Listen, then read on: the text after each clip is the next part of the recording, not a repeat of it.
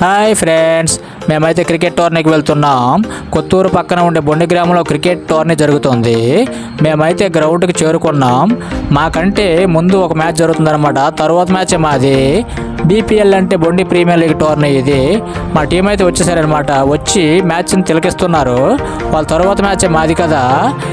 మేము ఎప్పుడు క్రీజులకు దిగుతామా, సిక్సర్లు కొడతామా అని తహతహలు ఆడుతున్నారండి మా టీమ్మేట్స్. ముందు జరిగిన మ్యాచ్లో అయితే భారీ టార్గెట్ అయితే ఇచ్చున్నారండి. ఈ గ్యాప్లో ఇక్కడ ఒక నేరేడు చెట్టు అయితే పెద్దది ఉంది. నేరేడు పళ్ళు మా వాళ్ళు కొడుతున్నారనమాట. మేము ఎదుర్కొంటున్నాం.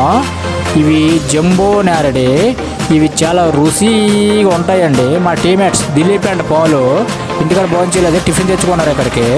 మా తర్వాత టీం అయితే రావటం జరిగింది. అలాగే టాస్ వేయటం కూడా జరిగింది. మేమైతే టాస్ని ఓడిపోయాం.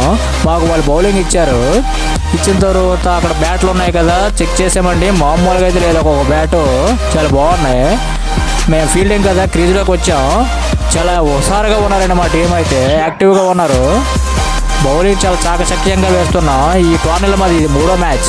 ప్రతి మ్యాచ్లో బౌలింగ్లో, ఫీల్డింగ్లో, బ్యాటింగ్లో స్ట్రాంగ్గా ఉన్నామండి.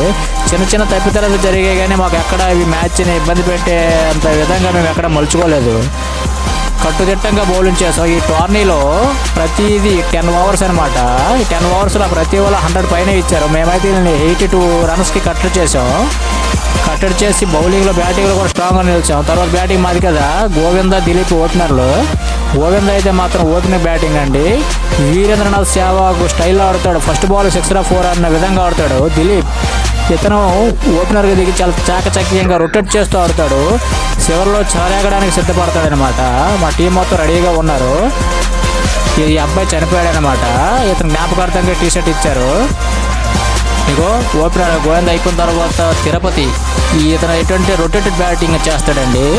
అవకాశం వచ్చినప్పుడు చెలరేగుతాడు. బ్యాటింగ్లో ఎక్కడ స్కోర్ బోర్డుని తగ్గించకుండా రొటేట్ చేస్తూ చాలా జాగ్రత్తగా ఆడుతాడు. దిలీప్కి కండరాలు పట్టడం వల్ల మాకు రన్నర్గా అడిగితే రన్నర్కి ఇవ్వకుండా రెడ్ ఆట ప్రకటించారు. అయినా లేదు, నేను క్రీజులో ఉండి నిలదొక్కుని గాయం బాధను పక్కన పెట్టి కథం తొక్కుతానని సిద్ధంగా ఉన్నాడండి. తిరుపతి అయిన తర్వాత ఉమా ఒక రన్ మిషన్ బ్యాట్స్మెన్ అనమాట. ఇతను క్రీజులో ఉన్నంతసేపు టెన్షన్ పడాల్సిన అవసరం ఉండదు. సిక్సర్లా కొడతాడు. అలాగే ఈ టోర్నీలో ఒక ఆఫర్ పెట్టారు. హ్యాట్రిక్ సిక్సర్లు కొడితే డ్రింక్ బాటిల్. ఫస్ట్ బాల్కి దిలీప్ సిక్సర్ కొట్టాడు. ఇది 2వ సిక్సర్ అనమాట. టీమ్మేట్స్కి ఆనందానికి అంతు లేదండి. నెక్స్ట్ సిక్సర్ కొడతాడా లేదని అందరూ వెయిట్ చేస్తున్నాం.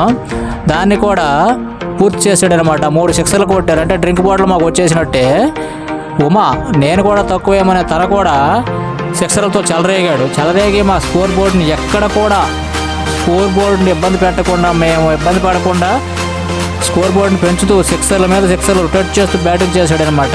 రన్ రేట్ ఎక్కడ తగ్గకుండా 10 ఓవర్ స్కోర్ని 6 ఓవర్ కంప్లీట్ చేశారు మా వాళ్ళు. చూడండి, చాలా చాకచక్యంగా ఉమా సిక్సర్ల మీద సిక్సర్లు అంటే తను ఏంటంటే నువ్వు నేనన్నట్టు ఇద్దరు ఆడి మా టీంని మొత్తానికైతే గెలిపించారనమాట. గెలిచిన తర్వాత వాళ్ళకి షేక్ హ్యాండ్ ఇవ్వాలి కదా, అప్రిషియేట్ చేయాలి. వచ్చాం.